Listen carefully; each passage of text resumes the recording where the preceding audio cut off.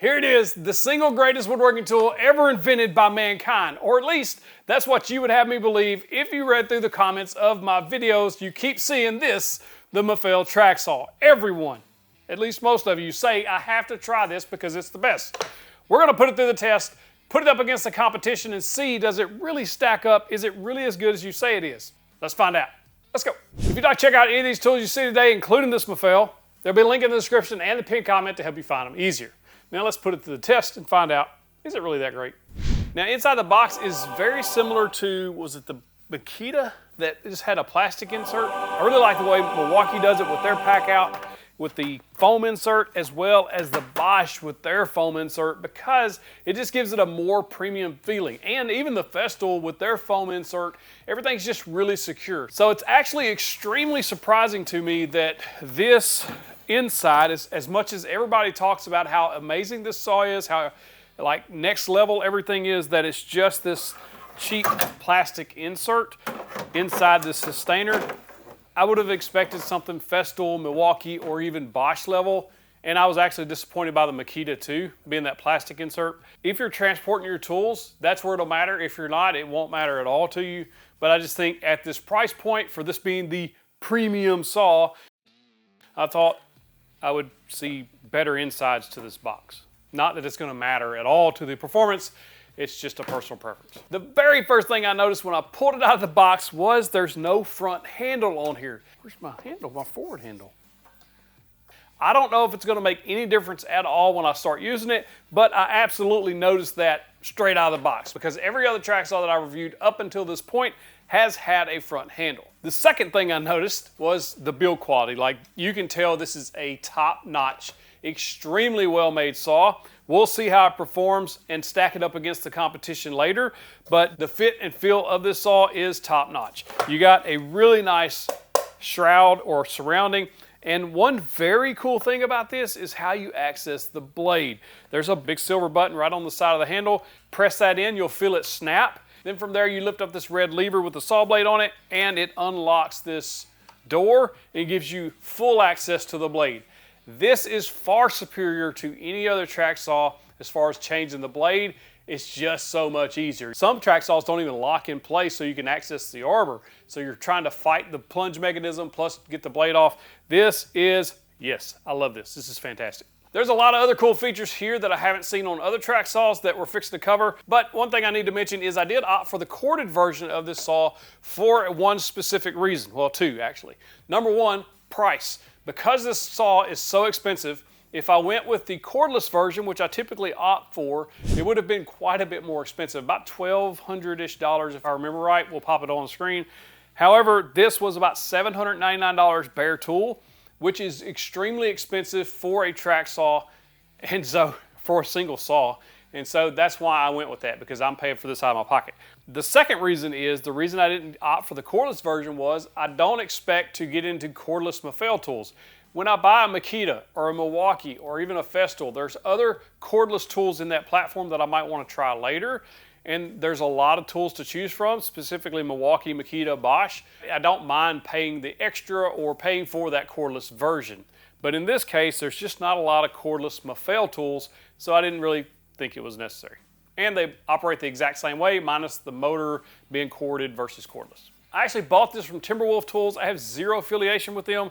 After I bought it, excellent customer service. I got a phone call just verifying that it was me that was purchasing this saw, because it was my first order from them and it's a fairly expensive tool. They just wanted to verify that I actually made the purchase, which I really appreciate. Shipping was super fast, everything come in nicely packaged. And the reason I mentioned all of that is because on their website, they have some pretty cool facts about this saw that I did not know. First and foremost, you can use other blades other than Mafell's. The only thing they talk about on the website is these are thin kerf blades and some others are thicker kerfs. So if you find one at 1.8 millimeters, which is what the kerf is on this, you'll be just fine. And the fact that I really didn't know about this, that probably would have changed my mind on the cordless versus corded, is Metabo makes the batteries for Mafell and they're compatible. So I could have used Metabo batteries on this. And I've tested some Metabo tools in the past, specifically the Mafell Track Saw. I wish I'd have known that. Now, some of the features worth mentioning here, one very cool thing that I haven't seen on any other track saw, and I love it. Some other track saws do this in a different way, but I like the way Mafell is doing it. That is the on-track and off-track depth indicator.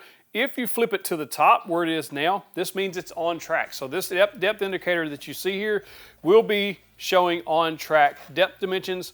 However, if you flip it all the way over to the bottom to the bottom side, this is off-track depth indicators. So it's a really cool way to do that, and you can just simply flip it around or flip it down. Flip it around or flip it down. And then you can figure out which depth setting that you're going to need. And then we'll see how that compares to the competition later. As far as the depth slide goes, it's just a pinch. It's a pinch and move, pinch and move. So there's no screw or anything like that, kind of like the Makita has, or some of the other cheaper brands actually have the single pole. I'm not a fan of this out of the gate. We'll see if it loosens up as I use it, but right now it's a little stiff, but I do like that it is a positive lock at every increment. One thing I do love about this is it's extremely easy to read all the numbers, the markings, all that stuff, high contrast, very easy to see. And I do love how it has a pinpoint indicator for both the depth as well as the angle. And one thing that I really like that I haven't seen on any other track saw, this is very unique to Mafell as far as I know, you only have to loosen this bolt on front to do your bevel cuts. There's no bolt on the back that needs loosening. And of course, like other track saws, we have a -1 all the way to 48-degree bevel cut. Some go to 47, this goes to 48. To get to -1, you're just gonna pull this little lever right behind the angle settings and it drops it to -1. If you're gonna go to 48 or anything past 45, there's a button down here that you're gonna push. It even says push, and that allows you to go up to 48 degrees. How this single pole or single knob bevel adjustment works, you can look and see there's a cable that actually runs underneath the saw or down through this shroud. If you look right in this little opening there, you'll see it, and so that's how it's basically pulling tension on the back adjustment from the front. Another thing that's probably going to help the dust collection, or at least that's my theory, is how this is almost fully sealed on the back. There's only a slight opening there. As far as I remember, all other track saws we'll show here have basically the blade exposed from the back side. If there's not, we'll talk about it later. But this should help with very good dust collection because there's not really a lot of place for it to go, and it also includes this little splinter guard that drops down, so that also should help with dust collection. You can even see right here that there's actually molded into a little port that pushes the dust back up in there. I like this. I'm curious to see how this does on dust. This is also a variable speed saw. It can go all the way down to 3,600 RPMs or all the way up to 6,250 RPMs. It has a maximum cut depth of 2¼ inches according to their website. It's very difficult to actually get that measurement because right here on the shroud, right in the center, there's a little divot there for some reason.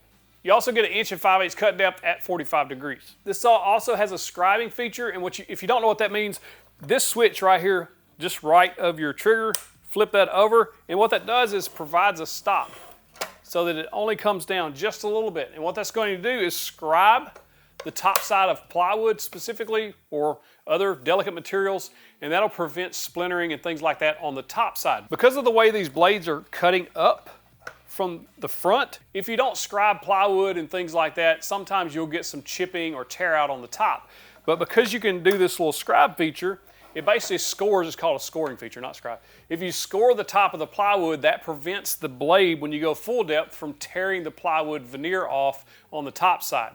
And because of the way track saws or any circular saw really cuts on the downward slope, the bottom side typically doesn't see that tear out like you would see on the top side because it's just the way it works.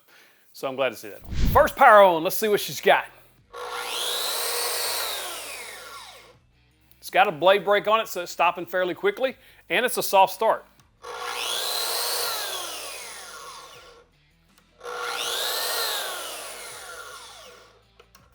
Of course, that is full maxed out power. If we dial it all the way back down to the first setting, well, I think it was 3,600 RPMs. Here's a cool safety feature that I didn't realize when I bought this that it had on there. Now, if you watch the channel, you know I'm a fan of riving knives on track saws, specifically the one that Milwaukee has. I like that a lot. Festool has anti-kickback, so it's not a riving knife, but it comes off the track, it shuts the motor down. This doesn't have a riving knife, but that's not necessarily a bad thing here because this actually has a safety feature built in that if this gets jammed, it'll shut the motor down. So you don't have to worry about having it getting pinched and jammed up, which is what the riving knife prevents, because the motor actually does it itself. So I love that it has that safety feature on there. Now this saw has a 1-year warranty on it. And what's interesting is Timberwolf states on their website in the 8 years that they've been selling this, they've never had a motor fail on them on any Mafell Track Saw or on this Mafell Track Saw. So that's pretty impressive, and I don't think you have to worry about quality issues here, especially with a brand like this. Now there's a ton of actual add-ons that you can get for these saws that I didn't purchase. I did purchase this add-on because I've never seen this before, again, on any track saw. If you do plunge cutting, and you need to know exactly where your blade's gonna be, this might be the accessory for you. And it just simply snaps on. They've got it pre-built in. There's some holes on each end that this just snaps into. And then you can adjust where your blade is gonna go based on the depth that you've set. So you know exactly, just by these two indicators, where the depth is or where the blade is. So when you do the plunge cut, you won't have any guesses about where your blade's gonna go. So if you're doing sinks or any kind of plunging, really, this would probably be the perfect option. You can also purchase edge guides that will slip in here and tighten down with the bolts on the front as well as the back. So if you're doing, you know, multiple rip cuts of thinner material, then you can pick up one of those. I did not. As far as tracks go, I didn't purchase a Mafell track because I have a Bosch track. And Bosch and Mafell work on the exact same track system. And just like the Bosch track saw that I reviewed just a few weeks ago, this has an insert that you can take out, and then you can use this saw on Festool tracks, Milwaukee tracks, any of the common style tracks that are out there. This will still work on it, but they do have this insert in here, which I absolutely loved on the Bosch. I think it gives more precision, and it just works a lot better. Well, we'll get into some minor quips in the comparisons to the others. But first, before we compare this to its top competition, which I think is Makita, Festool, and the Bosch, really, let's put this to the test and see how it performs. Now, this is how you adjust it to the track. Just like any other track saw, it should have some type of tensioning on there. And what you don't want is to be a little sloppy. You see that? Got a little slop to it. You want to tighten this up until the slop is gone. You'll snug that up and also make sure that you can still slide this easily. You'll do that on the front and the back.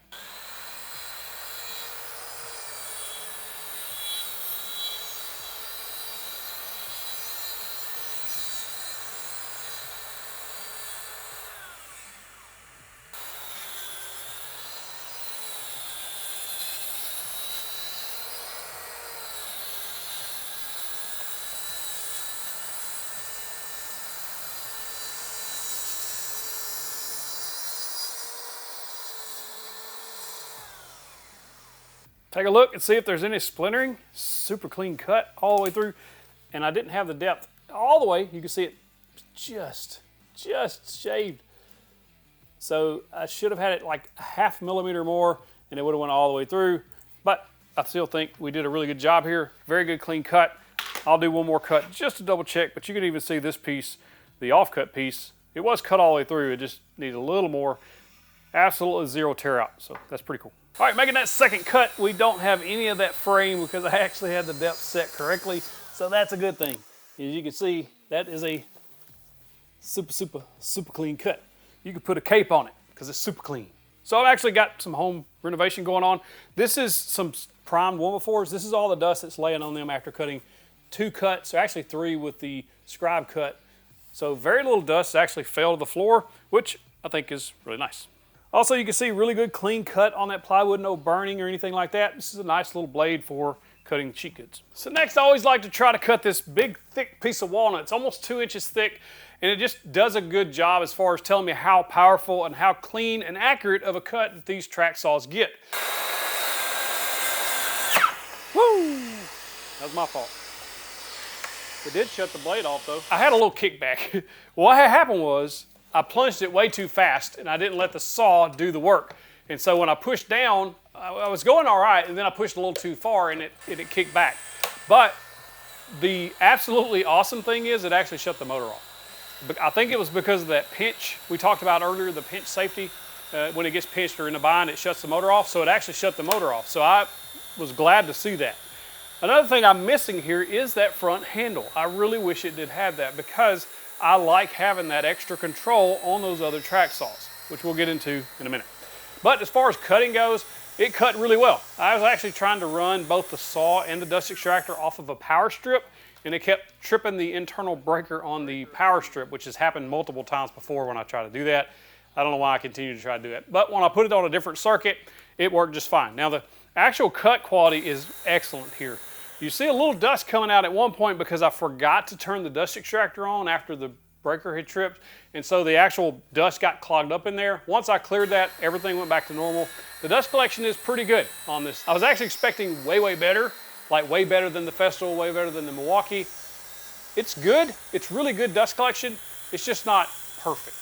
As far as power goes, it powered right through this walnut without any problem at all. There's no issues with power with this thing. I had it at full speed, so we were giving it all she's got, Captain. I'm giving it all she's got, Captain! Once I got through the cut, perfectly square all the way down the cut. There's no issues there, perfectly accurate at 0 degrees. I didn't have to adjust this. Some lesser expensive saws, I've had to adjust both front and back to get them to line up exactly so I could get a really good 90-degree cut. Not the case here. These from the factory was dialed in at 0. Or 90 degrees, however you want to look at it. So how do these all compare? Because I think these are all the top tier track saws that you can buy right now in 2025. How does the Mafell stack up to the competition? Because everybody keep telling me that this is the greatest thing that mankind has ever made for woodworking. That's the feeling I got when I kept seeing all of these. Try the Mafell, get the Mafell. Mafell's best. We'll see. So how do they stack up? First, let's talk about what Mafell does right that the other ones could actually use a little improvement on. First, the bevel adjustment. It is absolutely amazing. That one knob that you got to turn, move it, tighten it up, and both ends tighten up. This is genius, and I think that every track saw should do that unless this is a patented thing that Mafell has. It's just what everybody should be doing. How the blade changes, genius again. Being able to fold that down, access that full blade, everybody should do that unless this is patented again, then this is the way to go. I like the on-track and off-track indicator there. It's just an easy flip over. The Festool has that, the Milwaukee has that, just different indicators. So it's just a different way of doing it, but I do like it. The attachments you can get with this is probably where this gets set apart, like the plunge indicator attachment that you can add. There's several other attachments that you can buy for this track saw, like an edge guide and different things like that. I think that's really cool, and I'm glad they offer that. Some of these don't have all those attachments. Some of these do have some of those attachments, so it just depends on what you're looking for. Now, the Mafell does have that anti-kickback, or not necessarily anti-kickback, it's more anti-pinch, and it shuts the motor off, but it did shut it off whenever I had that kickback. I think it was because it pinched and then kicked back. But it's there, much like this Festool that does have the anti-kickback, so if it leaves the track, it shuts the motor off. I love that safety feature. I haven't had any kickback problems with the Makita. I've actually been told that the Makita has a similar anti-kickback feature, but I haven't tested that. The Milwaukee doesn't have that, but it does have the riving knife to prevent that blade from getting pinched. There's a few things that these other ones are doing better than Mafell.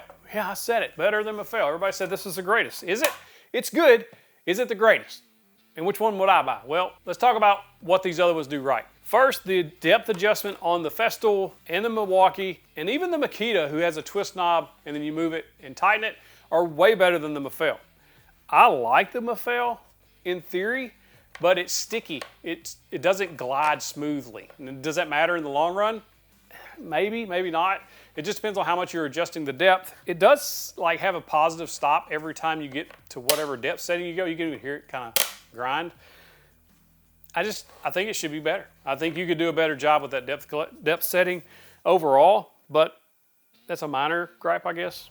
Also, there's no anti-tip here. Milwaukee and Makita both have anti-tip, and I really like that feature, especially if you're doing a lot of bevel cuts. You can just let go of the saw and it won't just tumble over on you, especially if you have your track clamp down. But the Mafell doesn't have that, but neither does this Festool or the Bosch. Dust collection, I wasn't blown away by the Mafell. It's good, it's really good, but it's not absolutely amazing. I think it's on par with the Makita, the Festool, or even the Milwaukee. It's still really good, but I think it could be better. One thing I did notice on the frame of the saw, there's less space back there or less opening on this Mafell that helps with the dust collection. You can even hear the air being pulled through this small opening on the bottom when you turn your dust collection on, kind of like a vacuum. You can hear that. But the Makita also has something similar, but they do have that arbor hole that I would probably cover it with an arbor cover, much like I got on this Milwaukee. The Milwaukee does have a bigger opening back there, and then the Bosch also has a closed opening, much like the Mafell. All these track saws have a 6.5 inch-ish blade, depending on millimeter, inch, whatever you're looking at. except the Bosch, which has a 5.5-inch blade, but the Bosch does have that app control that you can dial in different settings and tweak things. I think that's pretty cool, but I think most people are gonna want a bigger blade if you're cutting more than plywood. So we'll take this one. This one actually, I think the size blade actually takes this off the Mount Rushmore. It actually tumbles down the mountain. And then this Mafell will go on the Mount Rushmore of best track saws along with these other three, the Makita, the Festool, the Milwaukee, and now the Mafell. Now, which one of these would I buy with my money today if I were buying a brand new track saw, my very first one, and I wanted to buy once, cry once, because I wanted the best track saw for the money? There's actually two here I would recommend depending on the way you lean on these things. And it's not the Mafell. I think that this Mafell is a very good saw. I think it's fantastic. It is a well-made saw. There is zero doubt about that. Cuts great, perfectly accurate, extremely nice saw. But I think there's a couple more here that do it better. And it's not the Festool. I've already lost my Festool fanboy card a long time ago, so it's gone. I just think the Festool for most people is wildly expensive, especially when you start adding batteries and tracks and accessories. Then that system, we're doomed, is quite a bit more expensive than these other ones, and there's not as many battery tool options or cordless tool options from Festool as there are for these other two. Obviously now it's the Makita and the Milwaukee. Now the reason I say these two are best for most people is for what you're getting for the money, these are absolutely amazing saws. Absolutely amazing. I love both of these saws. I was extremely impressed by the Makita, surprisingly so. But I've loved the Milwaukee since the day they brought it out. I mean, it's just been awesome, and I usually give things away. This Mafell will be given away at some point. But I've hung on to this Milwaukee and now the Makita. I love everything about these saws for the most part. The reason these two are best for most people is because of the options you get with them. You can use them on standard tracks, Makita, Milwaukee, all that. The Makita's, again, the best gliding saw I've had on a track. And there's so many options out there for other tools in the battery platform. The Milwaukee M18 platform is growing and growing and growing. It has hundreds of tools to choose from. So you're not locked into only a few tools like you are with Festool on their cordless platform. And even Mafell on their cordless platform is a little limited, but now that I know that you can get Metabo tools on there too, that changes things a little bit, but this is the corded saw. The Makita has a lot of 40-volt options, and this 40-volt saw is much better than the 36-volt, in my opinion. I think it just works better. The power's better. It's easier with the one battery. Everything just works good. So I think these two are on the front of the Mount Rushmore, and these two are probably a little further back with the Mafell all the way to the back. But if you're buying a corded track saw, I think this is the best one you can buy that's on the market right now. But I still prefer my cordless track saws, even though I have a hose attached to them. All right, which one of these saws would you go with? Let me know in the comments which one you would buy if you were buying a track saw. If you like this video, you got to check out the Makita 40-volt track saw review or the Milwaukee track saw review right there. Help make your decision. Click in the boxes, get you the big old virtual fist bump.